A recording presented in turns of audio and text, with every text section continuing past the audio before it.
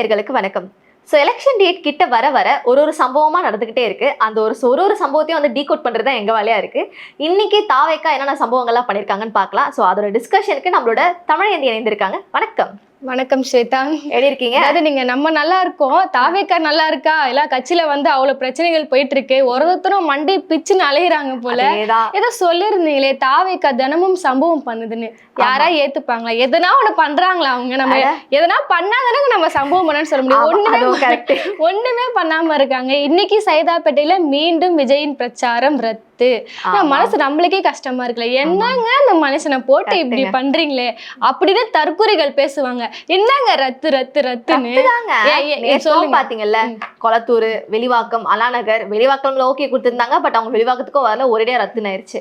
இன்னைக்கும் வந்து பாத்தீங்கன்னா சைதாபேட்ல வந்து டைம் லிமிடேஷன் கொடுத்துருக்காங்க. ஆப்வியஸா வந்து வீக் டேஸ் வேற, எல்லா பீக் டைம், வேலைக்கு போறது வருது, நிறைய பிரச்சனைகள் இருக்கும். ஸோ அதனால வந்து 1 hour தான் வந்து பெர்மிஷன் அப்படின்னு சொல்லிட்டு கொடுத்துருக்காங்க. 1 hour பெர்மிஷன் கொடுத்தாங்க, வந்துட்டு போறதுக்கு என்ன? அதே கேள்விதான் வெளிவக்கத்துல அதேதான் ஆச்சு. அண்ணன் வந்து என்னங்க எனக்கு புரியவே இல்லைங்க, எவ்வளவு நேரங்க கேட்கிறாரு இப்ப விஜய்? அவருக்கு ஒரு 4 மணி நேரம் வேணுமாமா, சொற்பொழிவு ஆற்ற போகிறாராமா, அவரு 1 hour பத்த மாட்டேன்றாரு. இவனால எவ்வளவு இத்தனை வாட்டி எல்லாம் எவ்வளவு நேரம் பேசிருக்காருங்க அவரு? அதுதான் எனக்கும் சிரிப்பா இருக்கு. அவர் பேசுறதே பாத்தீங்கன்னா மேக்ஸ் டு மேக்ஸ், நான் சொல்றது max to maths 10 to 15 minutes.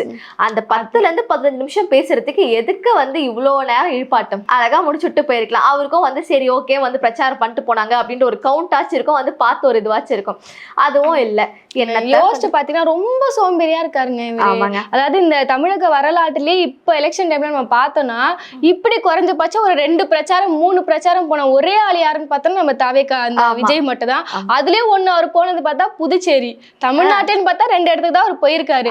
Villivakkam villain ஆதவஜனால ரொம்ப ஏமாந்து போயிருக்காரு. எனக்காக வந்து பிரச்சாரம் பண்ணுவேன்னு பாத்தீங்களே, இது மாதிரிலாம் இருக்குல்ல, ரொம்ப சோம்பேறியா இருக்கிறாரோ அப்படின்னு நம்மளுக்கு ஒரு விஷயம். சோம்பேறின்னு சொல்லும் போது தான் ஞாபகம் வந்துச்சு. ஆக்டர் ஷியாம் வந்து என்ன சொல்லியிருந்தாருன்னு பாத்தீங்கன்னா, இப்போ ஜனநாயகன் படத்தோட வந்து இனிமேல் நான் நடிக்க போறது இல்லை அப்படின்ற மாதிரி ஒரு ஃபிலிம் இண்டஸ்ட்ரிக்குள்ள ஒரு டிஸ்கஷன்ஸ் பண்ணிப்பாங்கல்ல, அந்த மாதிரி வந்து விஜயும் ஷியாமும் வந்து டிஸ்கஷன் பண்ணியிருக்காங்க. அப்போ வந்து சொல்லியிருக்காரு, இந்த மாதிரி வந்து என்னால் படத்தையும் பார்க்க முடியாது, அரசியலும் பார்க்க முடியாது, ஒரே நேரத்தில் என்னால் ரெண்டுமே மெயின்டைன் பண்ண முடியாது. ஓ, இவரு போய் கேட்டிருக்காரு எதுக்கு நீங்க படத்தை விட்டா நீ பாட்டீங்கன்னு கேட்கும்போது இந்த மாதிரி சொல்லியிருக்காரு, என்னால கான்சென்ட்ரேட் பண்ண முடியாது ஒரே டைம்ல 2 விஷயம் அப்படின்னு சொல்றாரு. அப்படி பார்த்தா நிறைய பிரபலங்கள் வந்து 2த்தையும் மெயின்டைன் பண்ணிட்டு இருக்காங்க. இப்போ ரீசெண்ட் டைம்ஸ் வந்து பாத்தீங்கன்னா அந்த சுந்தர்சி அவரும் கூட வந்து கட்சியில ஜாயின் பண்ணிட்டாரு. அவர் வந்து முழு சங்கியா மாறிட்டு இருக்காரு. அவரை வச்சு நம்ம தனி வீடியோ பேசலாம். ஆனா என்னால எடுத்து மேனேஜ் பண்ண முடியாதுன்னு சொல்றாருல, எதுக்கு இவங்க வந்து தன்னை ஒரு புரட்சி தலைவர் கூட கம்பேர் பண்ணி பேசுறாரு? ஏன்னா அவரும் அரசியல இருந்த டைம்ல தான் சினிமாவும் இருந்தாரு, 2த்துல பீக்ல இருந்தாரு.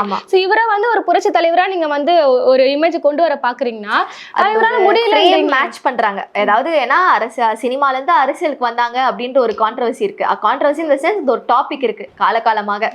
இந்த சிவாஜி கணேசன் சிவாஜி வந்து ட்ரை பண்ணாரு, பட் அந்த அளவுக்கு வேலைக்கு ஆகல. எம்ஜிஆர் வந்து வந்தாரு, அவர் நல்ல ஆட்சியை கொண்டு வந்தாரு. ஸோ அப்பத்துல இருந்தே வந்து சினிமாவும் அரசியலும் வந்து இணைந்தே இருக்கு. இதுல இருந்து ஒருத்தவங்க வருவாங்க, அதுல இருந்து இப்படி வருவாங்க, அப்படிதான் இருக்கு. பட் அவரோட கான்செப்ட் என்ன அப்படின்னு பாத்தீங்கன்னா, என்னால 2மே மேனேஜ் பண்ண முடியல, அதனால வந்து நான் அரசியலுக்கு மட்டும் இப்போ ஃபுல் அண்ட் ஃபுல் இருக்கு. அதுல இன்னும் ஒரு சிரிப்பு என்னன்னா, அவர் என்ன மறுபடியும் சொல்றது, நான் எல்லாத்தையும் விட்டு வந்திருக்கேன், நான் வந்து 500 கோடி ரூபாய் 400 கோடி ரூபாய் சேலரி விட்டு எல்லாத்தையும் விட்டு வந்திருக்கேன்னா என் பையனை விட்டு வந்துட்டேன், என் ஒய்ஃபை விட்டு வந்துட்டேன், எங்க அம்மா அப்பா விட்டு வந்துட்டேன், அதுதான் அவர் சொல்றாரு போல. விட்டு அப்படி இருக்கலாம். இந்த ஒரு அதெல்லாம் விட்டு இப்ப அரசியலுக்கு வந்திருக்காரு. அரசியலுக்கு வந்து அப்படி என்னென்னலாம் பண்ணிட்டாரு இப்ப வரைக்கும் பார்த்தா? இப்போ வரையுமே ஒண்ணே பண்ணலைங்க. எலெக்ஷனுக்கு இன்னும் எவ்வளவு நாளுங்க இருக்கு, இன்னும் பிரச்சாரத்துக்கு ஆரம்பிக்கல. அவர் தான் சொல்றாரு ஒரு வீட்லயும் விஜய் இருக்கிறாரு, என் மூஞ்ச வச்சு நீங்க ஓட்டு கேளுங்கன்னு சொல்றாருல. அதுக்கு இவருதான் இதான் ஐடியாவே இருக்கு. இந்த எலெக்ஷன் டைம் வரையும் ரத்து ரத்து ரத்து ரத்துன்னு ஒன்னொன்னா ஸ்கிப் பண்ணிட்டு ஓட்டு கேளுங்கன்னு சொல்றதா எனக்கு இது ஞாபகம் வந்துச்சு. நீங்க சொல்லிட்டு இருந்தீங்க நினைக்கிறேன். அவரோட சிலையா கார்ட்போர்ட் மாதிரி கட் அவுட்டை வச்சு வந்து நிறைய பேர் இவர் வர மாட்டாரு, டீசெண்டா நம்மளே நின்று இது பண்ணிடுறோம். அது என்னது? அது வந்து திருவெரும்பூர் தொகுதியில தனக்காக விஜய் பிரச்சாரம் பண்ண வர மாட்டாருன்னு அவங்க கட்சியினருக்கே தெரிஞ்சிருச்சு. வேற வழி தெரியல ஆத்தா அப்படின்ற மாதிரி விஜயோட கட் அவுட்டை வச்சுட்டு, அது நீங்க பாருங்களேன், அந்த நம்ம ஸ்கிரீன்ல ஷேர் பண்ணலாம், பார்க்க அப்படியே விஜய் மாதிரியே இருக்கு. அதை வச்சுட்டு அந்த வண்டியில வச்சுட்டு இங்க ஊரா போய் பிரச்சாரம் கேட்கறாங்க. அதாவது இதெல்லாம் ஒரு காமெடியா போயிடும் தெரியாமலே இது ஒரு ட்ரெண்டா பண்றதுதான் நம்மளுக்கு இன்னும் கஷ்டமா ஆயிடுச்சு. இதுல என்ன ஒரு ஃபன்னா இருக்குன்னா, அந்த வேட்பாளர் வந்து நிக்கிறாரு பாத்தீங்களா, அவர் வந்து யோசிச்சிருப்பாரு விஜய் அண்ணா வந்து நமக்காக வந்து பேசுவாங்க இது பண்ணுவாங்க அப்படின்ட்டு. ஆனா இப்போ வர இடம்லாம் ரத்தாயிட்டு இருக்கிறதுல நமக்கு வராது, ரீசெண்டா நம்ம வந்து போட்டோ வச்சாச்சு கட் அவுட் வச்சாச்சு நம்ம வந்து கேட்டுறோம். அததான் இப்போ புழுக்கைங்க தானே, ஃபுல்லா குட்டி பசங்க தான் விஜய் அண்ணான்னு கத்திட்டு இருக்காங்க. ஓட்டு போடுற உரிமை கூட இல்லை அவங்களுக்குலாம் இன்னும். பட் ஆனா விஜய் அண்ணான்னு கத்திட்டு இருக்காங்க. ஸோ அவர் ஃப்ரேமை வச்சாச்சு நம்ம ஓட்டு வாங்கிடலாம் அப்படின்னு அவரோட விருப்பம். ஆனா அது எந்த அளவுக்கு ரொம்ப எவ்வளவு ட்ரோல் மெட்டீரியல் ஆயிட்டு இருக்கீங்க. ஏங்க நீங்க ட்ரெண்ட் பண்ணல, நீங்க ட்ரோல் மெட்டீரியல் நீங்க கிரியேட் பண்ணிருக்கீங்கன்னு ஒரு விஷயத்த நம்ம பதிவு பண்ணோம். இன்னொன்னு வந்து விஜய்னு கத்துறாங்க, டிவிக்கேன்னு கத்துறாங்கன்னு அவங்க மேல ஒரு குற்றச்சாட்டு இருக்கு. எங்கெங்கெல்லாம் கத்துறாங்கன்னு பார்த்தா லாஸ்ட் அங்க கடிச்சு இங்க கடிச்சு இப்ப என்டிகே மீட்டிங்ல கத்திட்டு இருக்காங்க. அந்த சீமான் அண்ணனை பார்த்தோன்னா அவரு சும்மா அவங்க மக்கள் கிட்ட பேசும்போது அவங்க தனியிட்ட பேசும்போது கத்துவாரு. அந்த மாதிரி ஒரு கத்திட்டு இருக்கும் போது எவனோ ஒருத்த உள்ள புந்து சீமான் பேசிட்டே இருக்கும்போது டிவிக்கேன்னு கத்திட்டு போயிட்டாரு. சும்மா டென்ஷன் ஆயிட்டாரு. இங்க வாடா கோமலி பையில, இங்க வாடா, அவனை புடுறா ஸ்டேஜ் கூட்டு வாங்கினா அவன் தெரிச்சு ஓடிட்டான். அங்க என்டிகே தம்பிகள் எல்லாம் வச்சு அந்த டிவிகே தம்பியை அடிச்சு கொட்டி மண்டையில அமைச்சிருக்காங்க. சரி, உங்களுக்கு வந்து இந்த இடம் பொருள் ஏவல் அப்பெல்லாம் சொல்லுவாங்க, அதெல்லாம் கிடையவே கிடையாது. எங்க வேணா போய் கத்துவானுங்க. நீ பாகிஸ்தான் பார்டர்ல கொண்டு போய் விட்டாலுமே அங்க டிவிகேன்னு கத்துவானுங்க. இதெல்லாம் சிரிப்பா இருக்கு. இப்போ அதெல்லாம் வந்து ஒரு சில நாகரிகம் தேவை அப்படின்ற மாதிரி இருக்கு. அவங்க வந்து ஒரு கட்சிக்கு வந்து அவங்க பிரச்சாரம் பண்ண வராங்க. அங்க போய் நம்ம டிவிகே உங்க கெத்த காட்ட ட்ரை பண்றீங்களா? அதெல்லாம் சிம்பிளி வேஸ்ட். இந்த மாதிரி நியூஸ் நம்ம கேள்விப்பட்டிருக்கோமா? இப்ப உதயநிதி ஸ்டாலின் கூட போகும்போது அந்த மாதிரி விஷயங்கள் அங்கேயும் நடந்திருக்கு. இப்ப இதே மாதிரி டிவிகே மீட்டிங் நடக்கும்போது யாரோ ஒரு என்டிகே சார்ந்த நபரோ டிஎம்கே சார்ந்த நபரோ டிஎம்கே என்டிகே கத்தி நம்ம நியூஸ் பார்த்திருப்போமா? இல்ல. சோ விஜய் வந்து தொடர்ந்து இவங்களை வந்து அரசியல் படுத்துறத வந்து பண்ண மாட்டாருன்னு இன்னொரு குற்றச்சாட்டு இவங்க மேல இருக்கு. சரி, இது ஒரு விஷயம் இருக்கட்டும். பிரச்சாரத்திலேயே உங்களுக்கு இவ்வளவு பிரச்சனை, அதனால அவங்களுக்கே தெரிஞ்சிச்சு, அட்டபொம்மை எடுத்து சுத்த ஆரம்பிச்சிட்டாங்க. வேட்பு மனு இதுல என்னங்க சதி? அதாவது வேட்பு மனுவுல இவங்க ஆரம்ப காலகட்டத்துல இருந்து ஏகப்பட்ட கோளாறு. விஜயே வந்து 3 வாட்டி பெரம்பூர் தொகுதியில வேட்பு மனு தாக்கல் செய்யறாரு. திருத்தி போ, இப்ப அடிச்சுட்டு வா, இதை போய் கொட்டிட்டு அனுப்புறாங்க. இந்த இதுல இப்போ வேட்பு மனுவை ஏத்துக்கிட்டேன்னு சொல்றாங்க. உண்மையா அது பெரம்பூர்ல? ஆமா, அது நானும் வந்து கேள்விப்பட்டேன். ஆனா பெரம்பூர்ல வந்து ஏத்துக்கிட்டாங்களா அப்படின்றது இன்னும் கன்ஃபார்ம் ஆகல.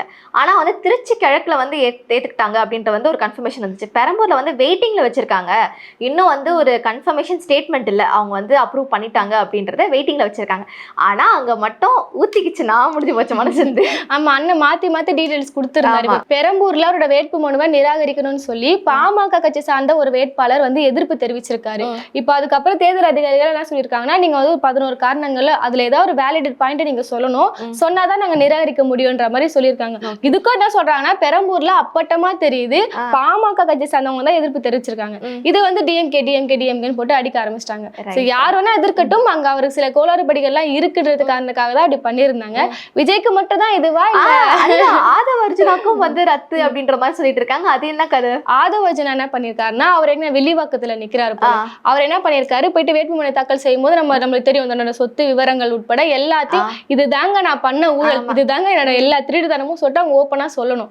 அப்படி சொல்ல இல்ல, அண்ணன் என்ன பண்ணிட்டு இருக்காரு, வேட்புமனு தாக்கல விஜயே தன் மேல கேஸ் இருக்கு, என் பையனுக்கு கடன் கொடுத்துருக்கேன், என் ஒய்ஃப் கடன் கொடுத்துருக்கேன்னு சொல்லிட்டு வெக்கத்தை விட்டு அவர் போய் வேட்புமனு தாக்கல் செய்யறாரு.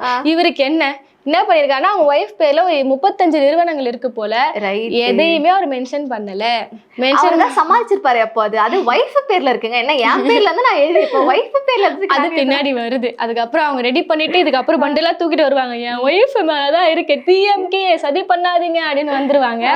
இது ஒரு சைடு இருக்கல. இதை யார் பண்ணிக்காங்கன்னா, சுயேட்சை எம்எல்ஏ முரளின்னு ஒரு நேம் போல அவர் வந்து இப்ப கேஸ் போட்டிருக்காரு. இது நீங்க நிறுத்தி வைக்கணும். அது மட்டும் இல்லாம அவர் கையில ஒரு 2 கோடி வச்சிருக்காரு எஃப்டில, அதை வந்து அவர் மென்ஷன் பண்ணல. சோ இதெல்லாம் நீங்க பண்ணிட்டு தான் அவரை வந்து நீங்க முழுமையா ஏத்துக்கணும்ன்ற மாதிரி அவருக்கும் ஒரு சைடு தடை நீளுது. வில்லிவாக்க வில்லனுக்கே இவ்வளவு பிரச்சனைன்னு பார்த்தனா, இவர் என்ன 35 நிறுவனம் தானே கொடுக்க வேண்டியது தானே, என்ன லீகலா தானே பிசினஸ் பண்றீங்க, ஏன் கொடுக்க மாட்டீங்க? இவங்க ஒரு சைடு பார்த்தனா, இவங்களோட மாமியார் லீமா ரோஸ் அவங்க வந்து லால்குடியில வந்து ஏடிஎம்கே சார்பா நிக்கிறாங்க. அவங்க வேட்புமனு தாக்கல் செஞ்சிருக்காங்க. இப்ப பரபரப்பா போயிட்டு இருக்கு. பணக்கார வேட்பாளர் மாதவனை பத்தி நம்மளுக்கு தெரியும். அவங்களோட மாமனார் வந்து லாட்டரி பிசினஸ், அதுல பணக்காராகி அப்படி வந்து ஒரு நபர் தான். இவங்க வேட்புமனு தாக்கல் பாருங்களேன். அந்த லீமா ரோஸ்க்கு வந்து எவ்வளவு சொத்து மதிப்பு இருக்குன்னா 1048 கோடி அவங்க பேர்ல மட்டுமே இருக்கு. அடுத்ததா தன்னோட கணவர் லாட்டரி அதிபர் மாட்டனின் பேர்ல வந்து 4159 கோடி அவர் பேர்ல, மகன் பேர்ல, அவங்க மகன் பேர்லயே வந்து பார்த்தோன்னா 665 கோடி குறிப்பிடுறாங்கல்ல. இவங்க நேர்மையா சம்பாதிச்சாங்களோ லாட்டரி வச்சு சம்பாதிச்சாங்களோ, இவங்க சொல்றாங்கல்ல, அண்ணன் எதுக்கு மறைக்கணும் சொல்லுங்க? நீங்க என்ன பண்றீங்க? ஊழலாம் ஒழிக்க வந்த ஒரு ஆள் தானே, நீங்க குறிப்பிட வேண்டியதானே. இப்படி மாட்டிக்கிட்டு மறைச்சி போட்டிருக்கோங்க, அதை நீங்க கண்டுபிடிப்பீங்கன்னு தெரியாது. வைஃப் பேர்ல இருந்தது, என் பேர்ல இருக்கு. ஆமா, லாஸ்டா அம்மா வச்சு ஒரு அழுதாரு, இப்ப இதை வச்சு ஒரு அழுது சென்டிமெண்ட் பண்ணி ஓட்டு கேட்பாருன்னு நினைக்கிறேன். சோ தொடர்ந்து பாக்கலாங்க. அதாவது இந்த மாதிரி ஒரு கட்சி நான் இப்பதான் பாக்குறேன். பிரச்சாரம் பண்ண பிரச்சனை, வேட்புமனு தாக்கல் கொடுக்க பிரச்சனை, இப்படி பிரச்சனைன்னு சொல்லிட்டு அவங்களே கிரியேட் கிரியேட் பண்ணிட்டு எங்க இவ்வளவு விஷயம் பண்றாங்கல்ல, ஒன்னும் இல்லைங்க. இப்ப இந்த 35 நிறுவனங்களே இவர் குறிப்பிடாம போனார்ல, இதுக்கும் அவர் யோசிக்காம சொல்லுவாரு. டிஎம்கே சதின்னு ஆதரவு நான் சொல்லுவாருங்க, சொன்னாலும் சொல்லுவாரு. நான் பேசுற நபர் தானேங்க அவரு. எங்கனாவது ஒரு கண்ணாடி வந்தா அதுக்கு டிஎம்கே சதின்னு சொல்லுவாங்க. அவங்க கூட்டத்துல எதனா பிரச்சனை வந்தா டிஎம்கே சதின்னு சொல்லுவாங்க. ஒண்ணும் இல்ல, நாளைக்கு தர்பூசணி விட்டு எரிஞ்சாங்களே விஜய் மேல, அதுக்கும் டிஎம்கே சதின்னு சொல்றாங்கல்ல, அது ஒண்ணு நடந்துச்சுங்க. அது மாதிரி இவங்க பேசுறதுக்கு, அவங்க பேசாலும் நம்ம ஆச்சரியப்படுறதுக்கு ஒண்ணும் இல்ல. தொடர்ந்து இவங்க இப்படிதான் பண்ணுவாங்க. ஆமா, ஏப்ரல் 23 தெரியும் என்ன நடக்க போகுது. ஏப்ரல் 10 ஒரு சம்பவம் பேசியிருந்தோமே நம்ம. ஆமா, ஏப்ரல் 10 வந்து அந்த TN 2026 படம் இருக்கு பாத்தீங்களா, அதை பத்தி நம்ம நிறைய பேசி வர செஞ்சிருந்தோம். படம் ரிலீஸ் ஆனா கன்ஃபார்ம் பார்த்து அதை வச்சு ஒரு ஃபன் பண்றோம் அப்படின்றது.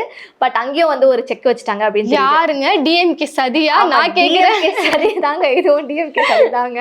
இந்த படம் வந்து இந்த ட்ரெய்லர் பார்த்துட்டே வந்து ஒரு சில பேர்லாம் வந்து இல்ல இந்த படம் ரிலீஸ் ஆகக்கூடாது, இந்த படம் வந்து எலெக்ஷனுக்கு அப்புறம் தான் ரிலீஸ் ஆகணும், இதுல வந்து நிறைய அரசியல் சார்ந்த மாதிரி விஷயங்கள்லாம் இருக்கு, ஒரு சில பிரபலங்களையும் வந்து அதை அப்படியே ரெப்ரசென்ட் பண்ணி இருக்கு அப்படின்றதுனால படம் ரிலீஸ் ஆகக்கூடாதுங்க. எலெக்ஷன் அரசியல் சார்ந்த விஷயம்லாம் இல்ல, அவங்க என்ன போட்டு ரொம்ப அடிக்கிற மாதிரி இருக்கு. ஏங்க நாங்க ரொம்ப முட்டு கொடுத்து வச்சிருக்கோம் இந்த இவ்வளவு நாளா விஜய் வந்து அவர் நல்லவர் மாமனிதன் சொல்லிட்டு முட்டு கொடுத்து வச்சிருக்கோம். இந்த வசனங்கள்லாம் பார்க்கும்போது எங்க ஒரேடியா அடிச்சு தள்ளி இருக்கீங்க போல. எலெக்ஷன் முன்னாடி விட்டுறாதீங்க தயவு செஞ்சு. மக்கள் என்ன ஒரு கன்ஃபியூஷனா அந்த படத்திலே வந்து இந்த படம் வந்து விஜய்க்கு சார்பா இருக்கா சார்பு இல்லாம இருக்கான்றதே ஒரு கன்ஃபியூஷன். ஆனா அதுக்குள்ளே அது ஒரு செக் வச்சுட்டாங்க, எதுக்கு வம்பு வேண்டாம் அப்படின்ற மாதிரி ஒரு க்ளோஷர் வச்சுட்டாங்க. பாப்போம் வெளியே வருதோ இல்லையோ, கண்டிப்பா தொடர்ந்து பார்க்கலாம். இன்னும் இந்த மாதிரி நிறைய இன்ட்ரெஸ்டிங்கான ஃபன் ஃபேக்டர்ஸ் எல்லாம் விஜயை பத்தியும் தாவேகா கட்சியை பத்தியும் என்ன நடக்குது அப்படின்றத தொடர்ந்து பார்க்கலாம்.